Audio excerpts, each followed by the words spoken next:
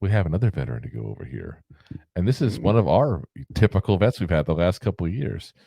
And that's Lawrence Cager. Of course, the converted wide receiver originally got from the Jets. He was cut by them at the end of the preseason there a couple seasons ago. And he's what he is. He's a decent receiving tight end because he was wide receiver. 6'5", 220 pounds, 26 years old now. Last year, 11 games, 0 starts, 4 catches for 36 yards and a touchdown. So really didn't get a lot of time last year to kind of show what he can do. Now, the year before, remember we had so many issues Tommy DeVito a touchdown? I'd have to look that up to see, to be honest, who was.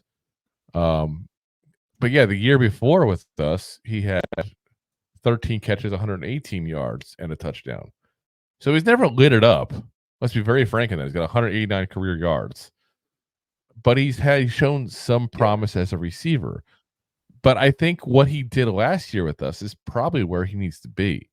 A guy that you pop on the practice squad. Because he's so limited as far as blocking. And he's not that great a receiver to warrant that kind of position. He's not Waller. He's a Timu let's put it that Waller. way. I know he's the Timu that gets lost in the mail version of Waller. Like I said, no offense to him. I listen, I've never heard a bad thing said about him by anybody in the team. You know, I like the energy he brings when he does make catches and all, but he's just not the same player as a Waller. Not that many are. We talked about that. But he's a guy that probably that's where he's at. He's that borderline NFL player. Like if he was a better blocker, he'd probably be a backup tight end. But because he's purely a receiving tight end, it's like a he ends up on the practice squad. Yeah. And he might not be even our practice squad this year. Who knows? But I think someone will stash him on a practice squad and go, you know what, if I get hurt, the Raiders. Our offense is slowing down. I want to try to get a little extra weapon here. I got this option here. So not the worst option in the world, that's for damn sure. Gotta say.